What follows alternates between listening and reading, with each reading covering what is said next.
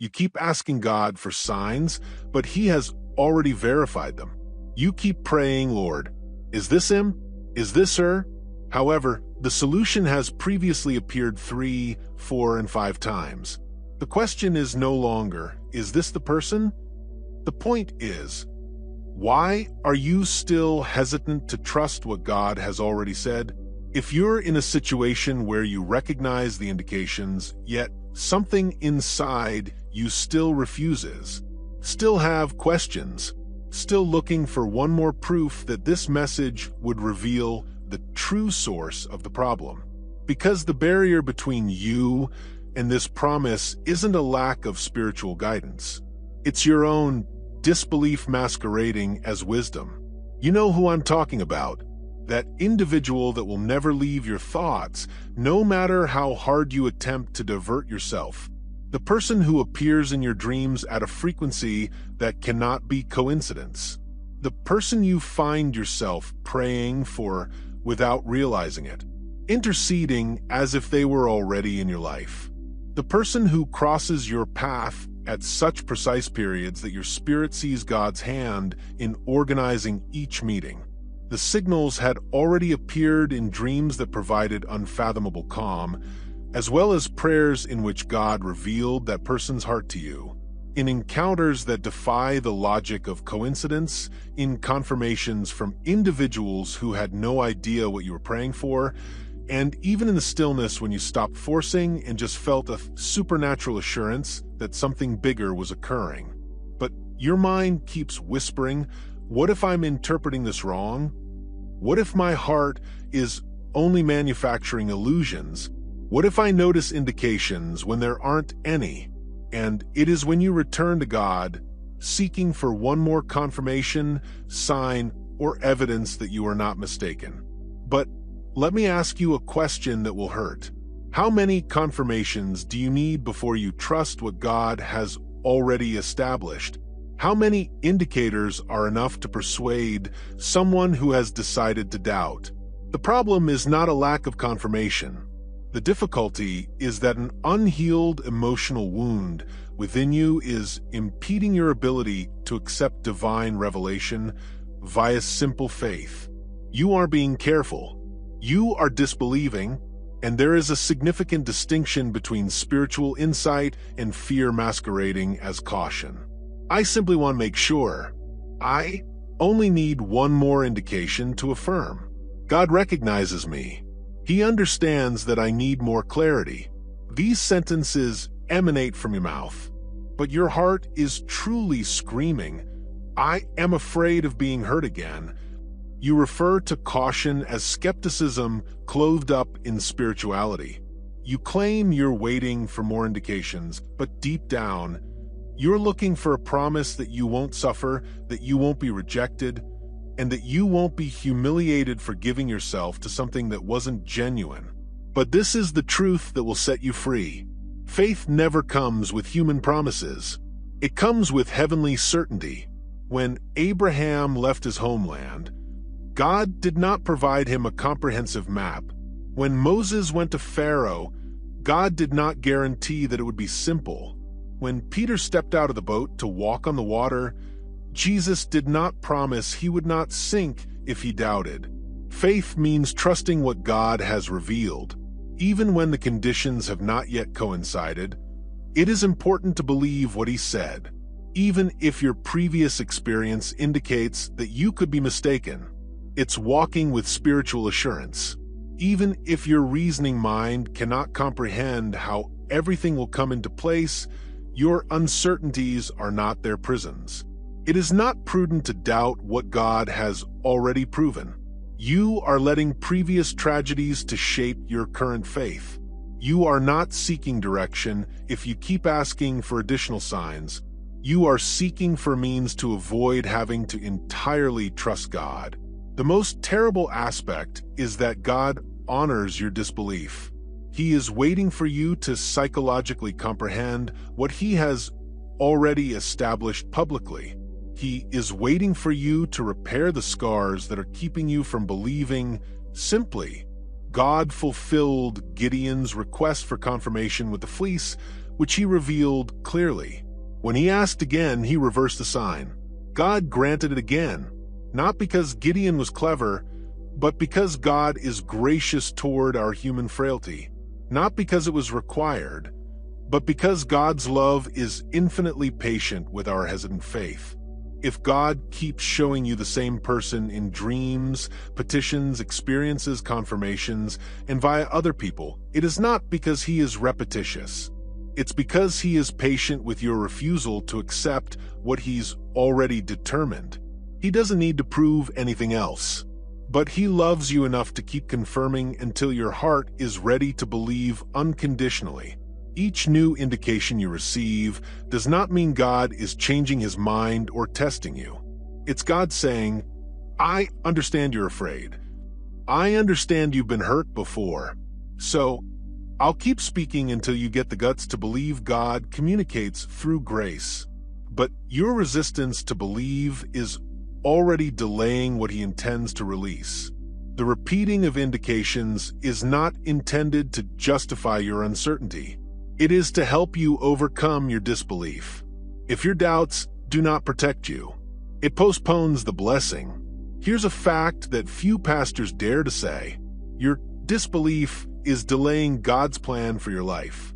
What was expected to be published in 2024 may be moved to 2025. If you continue to obstruct with your head what God has already released in the Spirit, I'm not claiming you can control God's timing. I'm arguing that refusing to comply with what God has already revealed can cause God's timeline to be delayed. When you continue to live in doubt rather than in readiness, you're not waiting for God. You are fighting God. Consider how many times you've already prayed. Lord, if that's him, confirm it once again. Oh, if it's her, give me one more indication. Father, I only need one more proof to be certain. And how many times has God already answered these prayers? What number of confirmations have you already received? How many signs have already been given? Consider what might happen if you began praying instead of seeking further confirmations. Lord, grant me the courage to believe what you have already spoken. God, repair the wounds that keep me from believing your revelation. Father, prepare my heart to accept what you have already said. Doubt postpones heaven. Faith draws the ideal moment. When you finally stop asking and begin preparing. When you stop seeking for additional signs and instead focus on what is blocking you from trusting the ones you have already received. Things will begin to move unexpectedly. God is waiting for you to move on from, is it to when will it be? Phase? He is waiting for you to shift from the energy of doubt to that of readiness. Because there is a distinction between someone who questions the promise and someone who is ready to receive it. This emotion that draws you to this particular individual is not an obsession. It's a prophetic relationship. It is not an emotional neediness. This is heavenly alignment. It is not your mind that generates fantasies. Your spirit recognizes what God has already established in the heavenly regions. Do you feel differently when you think about this person? Even in the midst of uncertainty, there is an unexplained sense of tranquility. Despite the lack of precise definitions, there is a transcending goal. There is a divine certainty that your intellect cannot comprehend, but your spirit cannot reject. What is it about this adventure we're on that impacts me the most? It's recognizing how many people have the same anguish.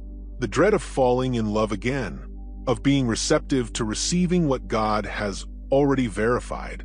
As I was discussing the emotional scars that undermined our faith, my heart went out to everyone who is currently listening to this.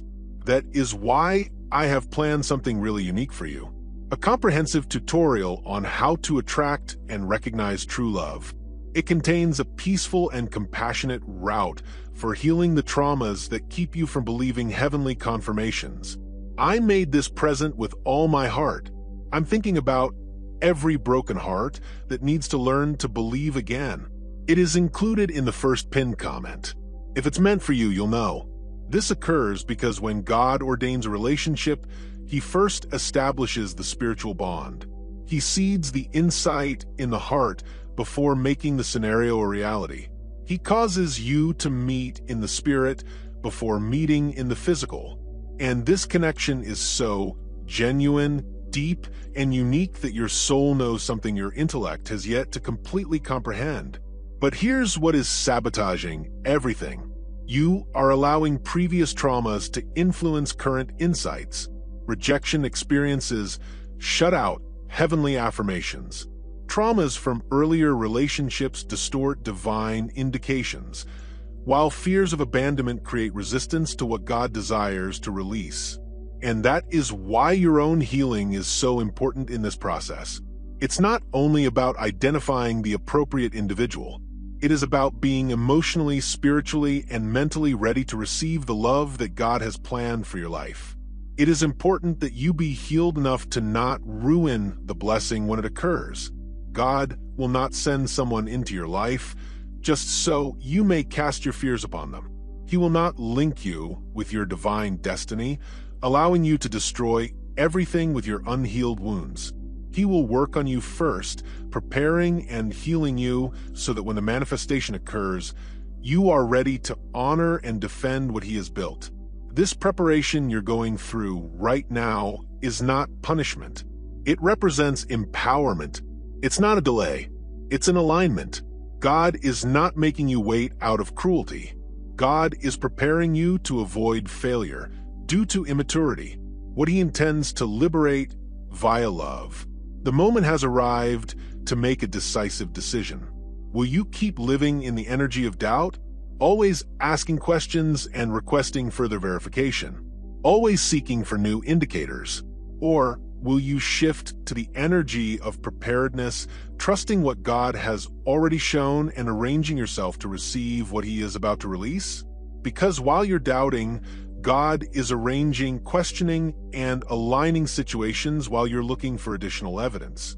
He is preparing the scene for the realization of what has already been established. But He needs your cooperation. He requires you to go from the stance of inquiry to that of preparedness. He wants you to quit wasting energy and questioning and instead invest in yourself. Because the person God has confirmed for you does not deserve to receive a version of you riddled with doubts, anxieties, and unsolved insecurities. I can see that many of you are feeling the need for internal transformation right now.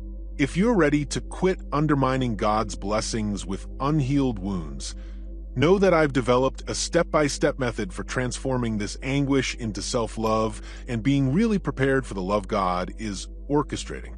It is a genuine gift for anyone ready to go on this therapeutic path. You'll discover it in the first written comment, and your heart knows when it's time to take this move. So beginning today, instead of praying, "Lord, confirm it once more," please, Lord, prepare me for what you have already verified. Instead of asking for further indications, ask for greater faith. Rather than questioning the revelation, query, what inside you is opposing the revelation? Work on healing your emotional scars. Heal the wounds of former relationships and gain enough self-esteem to think you deserve the love God has planned for you. Develop emotional maturity so that you do not sabotage the blessing when it arises. Most essential, learn to accept God's sovereignty. If He confirms it, it will happen. If He reveals it, it will appear. If He promised, He will keep it. Not in your time, but in His perfect time. Not in your manner, but in a way that will increase the glory of the kingdom and provide you both more fulfillment. But how can you recognize when you've progressed from the doubt phase to the preparation phase? There are unmistakable evidence that your faith is defeating your disbelief, and I'd like to share these milestones with you right now. First, you stop hunting for external confirmations and start finding peace with the ones you already have. Instead of hunting for new indications, you review the ones you already have and discover the confidence you sought outside. You know you don't need any more revelations. You needed greater trust to accept the revelation you already received. Second, Your prayer transitions from questioning to preparedness. You are no longer praying, "God is not him, but rather God. How can I prepare for him?" Your communication with God is no longer about validating the person. It is about confirming your character, maturity, and preparation to be the finest version of yourself in this next connection. Third, you achieve miraculous serenity. Even in the face of uncertainty, you no longer need to know exactly how and when everything will happen. Your soul is calm as a result of your complete confidence in God's ability to govern everything. This serenity is not passive. It is active rest in divine authority. Fourth, you begin to focus constantly on your own improvement rather than being consumed with the other person. You concentrate on being someone who would be a blessing to any marriage. You invest in emotional healing, spiritual development, financial security, and relational maturity. You understand that God will not reunite two shattered individuals. He will first repair, then connect. Finally, you acquire anticipatory thankfulness for what hasn't happened yet. You can praise God for the promise even before it is fulfilled. You can give thanks for the miracle, even before a miracle occurs. This anticipatory appreciation is the final level before manifestation, since it exhibits mature trust that does not require sight to realize that what you've been experiencing isn't crazy. It is a living prophecy. What you've been feeling is not a delusion. It is heavenly revelation. What God has confirmed is not intended to be questioned indefinitely. It is designed to be received with trust, preparation, and intelligence. Stop asking for additional indications. Begin focusing on your capacity to believe the indications you've previously received. Stop doubting the promise. Begin prepared to accept the promise. Stop living in the energy of uncertainty. Begin living with the energy of expectancy. Because God does not want you to just acknowledge what He revealed. He wants you to be prepared to accept, safeguard, and increase what He is going to release in your life. The confirmation has already arrived. Now it's time to believe. It is time to prepare. It is time to believe that the same God who revealed is capable of carrying out His promises.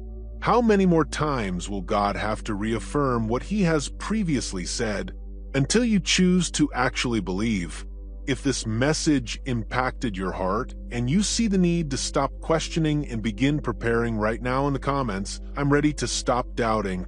I accept this confirmation," and have subscribed to this channel for additional words to boost your faith and confirm what God is doing in your life. Trust in the process. Believe His timing and believe that God will finish what He began. If this material has impacted your path and you feel it deserves to reach more people, you can help this channel in a very easy way. Simply click the thanks button below the video to make a gift. Any gift, no matter how small, helps keep this place going. Even if you can't right now, your presence here is already a tremendous blessing. We're grateful to have you among us.